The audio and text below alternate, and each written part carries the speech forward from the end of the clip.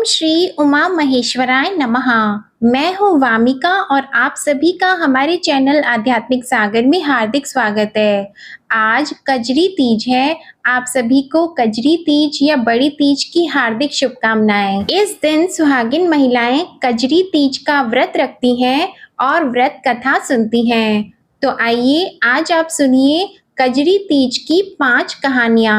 एक साहूकार था, उसके 7 बेटे थे। उसका सबसे छोटा बेटा अपाहिज था। वह रोजाना एक वेश्या के पास जाता था। उसकी पत्नी बहुत पतिव्रता थी। वह खुद से उसे कंधे पर बैठाकर वेश्या के यहाँ ले जाती थी। वे बहुत गरीब थी, जेठानियों के पास काम करके अपना गुजारा करती थी। छोटी बहू गरीब थी, उसकी सास ने उसके लिए भी एक सातू का छोटा पिंडा बनाया। शाम को पूजा करके जैसे ही वो सातू पासने लगी, उसका पति बोला, मुझे वेश्या के यहाँ छोड़कर आ। हर दिन की तरह उस दिन भी वह पति को कंधे पर बैठाकर छोड़ने गई, लेकिन पति उस दिन बोलना भूल गया कि तू जा। तो वो बाहर ही उसका इंतजार करने लगी। इतने में वहां जोर से वर्षा होने लगी और बरसाती नदी में पानी बहने लगा। कुछ देर के बाद नदी से आवाज आई। आवाज को सुनकर उसने नदी की तरफ देखा तो दूध का दोना नदी में तैरता हुआ आता दिखाई दिया। उसने दोना उठाया और 7 बार उसे पीकर दोने के चारों टुकड़े किए और चारों दिशाओं में फेंक दिए। उधर तीज माता की कृपा से उस वेश्या ने अपना सारा धन उसके पति को वापस देकर सदा के लिए वहां से चली गई। पति ने सारा धन लेकर घर आकर अपनी पत्नी को आवाज दी कि दरवाजा खोलो, तो उसकी पत्नी ने कहा, दरवाजा नहीं खोलूंगी। उसके पति ने कहा कि अब मैं वापस कभी नहीं जाऊंगा, हम दोनों मिलकर सत्तू पासेंगे। लेकिन उसकी पत्नी को विश्वास नहीं हुआ। उसने कहा, आप मुझे वचन दो कि आप वेश्या के पास कभी नहीं जाओगे। तब पति ने पत्नी को वचन दिया तो उसने दरवाजा खोला और देखा कि उसका पति गहनों और धन माल सहित खड़ा था। उसने सारे गहने कपड़े अपनी पत्नी को दे दिए। फिर दोनों ने बैठकर सातू पासा। सुबह जब जेठानी के यहाँ काम करने नहीं गई तो बच्चे बुलाने आए कि काकी चलो, सारा काम पड़ा है। उसने कहा, अब तो मुझ पर तीज माता की पूरी कृपा हुई है, अब मैं काम करने नहीं आऊंगी।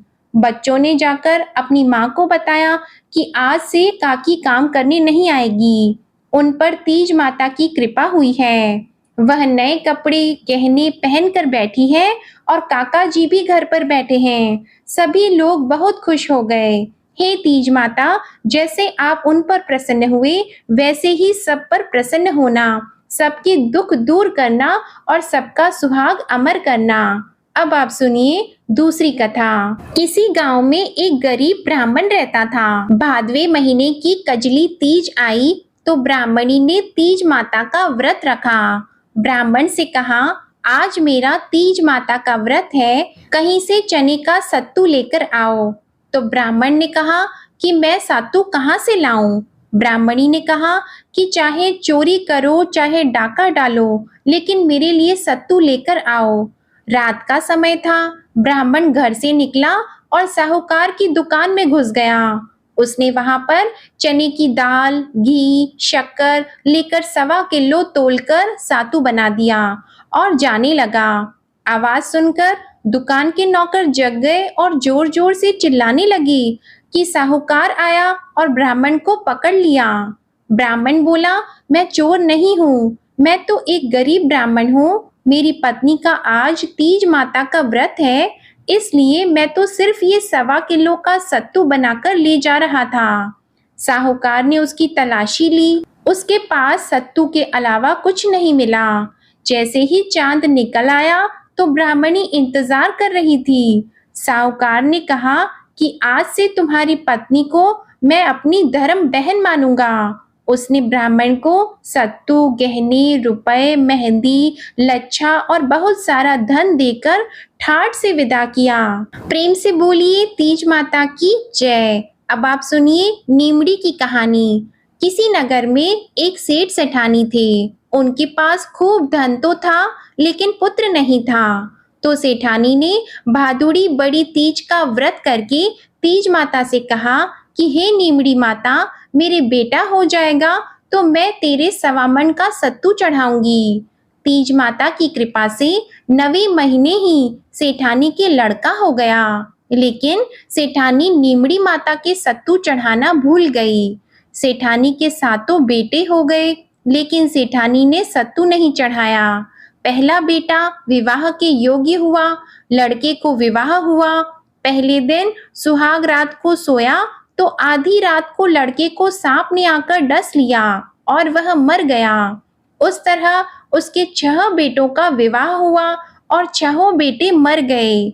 7वें बेटे की सगाई आने लगी, लेकिन सेठ सेठानी मना करते रहे।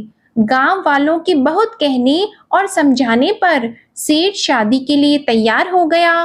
तब सेठानी ने कहा कि गांव वाले नहीं मानते हैं तो इसकी सगाई बहुत दूर देश में करना। फिर सेठ जी सगाई के लिए घर से चले और चलते चलते बहुत दूर एक गांव में आए। वहां 4-5 लड़कियां खेल रही थी, जो मिट्टी के घर बनाकर तोड़ रही थी। उनमें से एक लड़की ने कहा कि मैं तो अपना घर नहीं तोड़ूंगी। सेठ वहां खड़ा देख रहा था।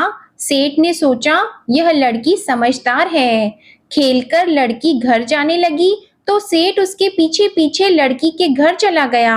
लड़की के माता पिता से मिला और बातचीत करके अपने लड़के की सगाई उस लड़की के साथ पक्की कर दी। विवाह का दिन भी पक्का कर दिया और घर आकर विवाह की तैयारी करने लगा। सेठ बारात लेकर घर गया और 7वें बेटे का विवाह हो गया। बारात विदा हुई। लंबा सफर होने के कारण माँ ने लड़की से कहा कि मैं यह सत्तू और सीख डाल रही हूँ। रास्ते में कहीं पर शाम को नीमड़ी माता की पूजा करना, नीमड़ी माता की कहानी सुनना, सत्तू पास लेना और कल्पना निकालकर सासू जी को दे देना। बारात धूमधाम से निकली। रास्ते में बड़ी तीज का दिन आया। ससुर जी ने बहू को खाने को कहा।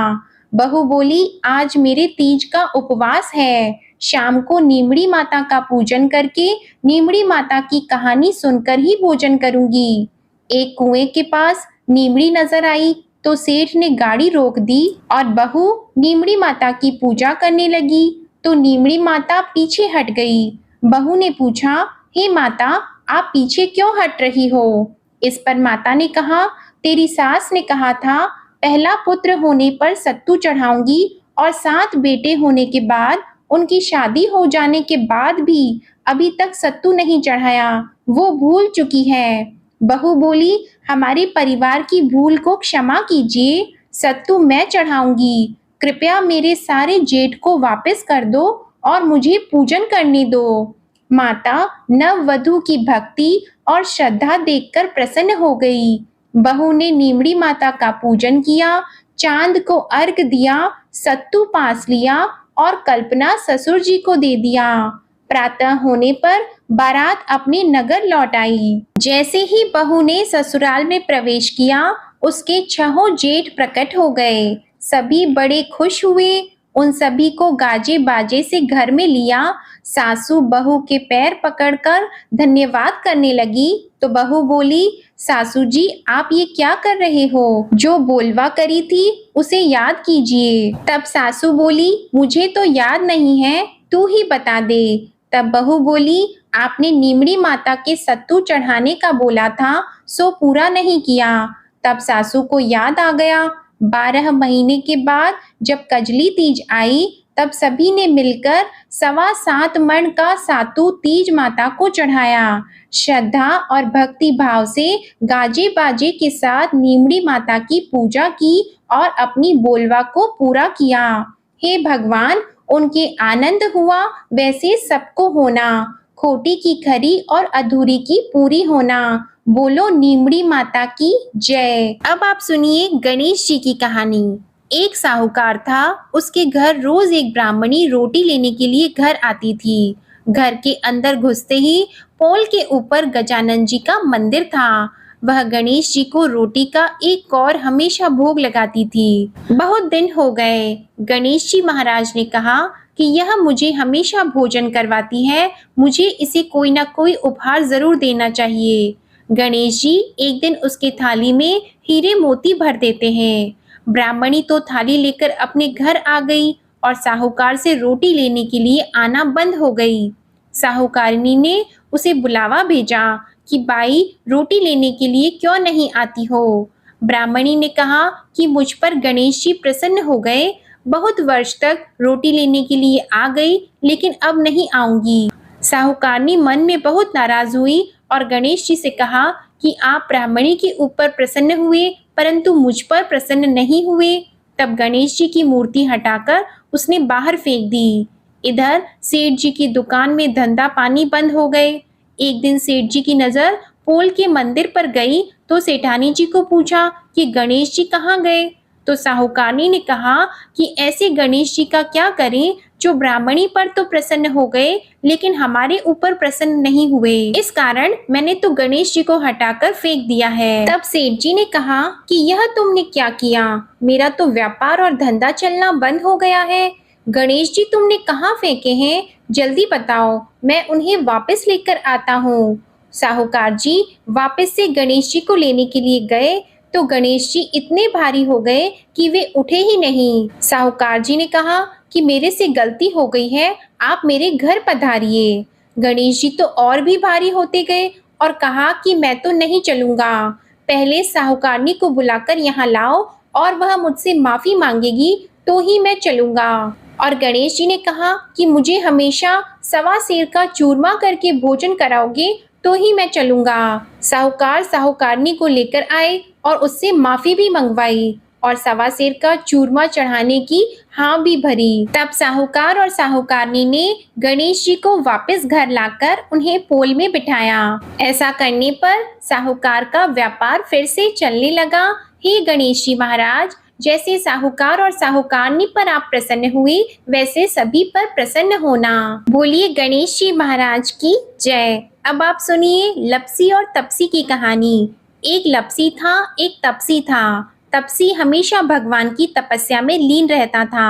लपसी रोजाना सवा सेर की लापसी बनाकर भगवान को भोग लगाकर भोजन कर लेता था। एक दिन दोनों लड़ने लगे। तपसी बोला, मैं रोज भगवान की तपस्या करता हूँ इसलिए मैं बड़ा हूँ। लपसी बोला, मैं रोज भगवान को सवा सेर लापसी का भोग लगाता हूँ इसलिए मैं बड़ा हूँ। नारद जी वहां से गुजर रहे थे। उन्होंने दोनों को लड़ता हुआ देखकर उनसे पूछा कि तुम लड़ क्यों रहे हो। तपसी ने खुद को बड़ा होने का कारण बताया और लपसी ने अपना कारण बताया। नारद जी बोले, तुम्हारा फैसला मैं करता हूँ। दूसरे दिन लपसी और तपसी नहाकर अपनी रोज की भक्ति करने आए तो नारद जी ने छुपकर 1.25 करोड़ की एक अंगूठी उन दोनों के आगे रख दी। तपसी की नजर जब अंगूठी पर पड़ी तो उसने चुपचाप अंगूठी उठाकर अपने नीचे दबा ली। लपसी की नजर जब अंगूठी पर पड़ी तो उसने ध्यान नहीं दिया और भगवान को भोग लगाकर लापसी खाने लगा। नारद जी सामने आए तो दोनों ने पूछा कि कौन बड़ा है। तो नारद जी ने तपसी से खड़ा होने को कहा। वो खड़ा हुआ तो उसके नीचे दबी अंगूठी दिखाई दी। नारद जी ने तपसी से कहा, तपस्या करने के बाद भी तुम्हारी चोरी करने की आदत नहीं गई है, इसलिए लपसी बड़ा है और तुम्हें तुम्हारी तपस्या का कोई फल भी नहीं मिलेगा। तपसी शर्मिंदा होकर माफी मांगने लगा। उसने नारद जी से पूछा, मुझे मेरी तपस्या का फल कैसे मिलेगा। नारद जी ने कहा, यदि कोई गाय और कुत्ते की रोटी नहीं बनाएगा तो फल तुझे मिलेगा। यदि कोई ब्राह्मण को भोजन करवाकर दक्षिणा नहीं देगा तो वह फल तुझे मिलेगा। यदि कोई साड़ी के साथ ब्लाउज नहीं देगा तो फल तुझे मिलेगा। यदि कोई दिए से दिया जलाएगा तो फल तुझे मिलेगा। यदि कोई सारी कहानी सुने लेकिन तुम्हारी कहानी नहीं सुने तो फल तुझे मिलेगा। उसी दिन से हर व्रत कथा कहानी के साथ लपसी और तपसी की कहानी भी सुनी और कही जाती है। प्रेम से बोलिए कजरी माता की जय। आप सभी का कजरी तीज का व्रत सफल हो और माता पार्वती और भगवान शिव की कृपा आप पर सदा बनी रहे। आपको ये वीडियो अच्छी लगी हो तो प्लीज़ लाइक करें, शेयर करें और कमेंट में कजरी माता की जय ज़रूर लिखिएगा। धन्यवाद।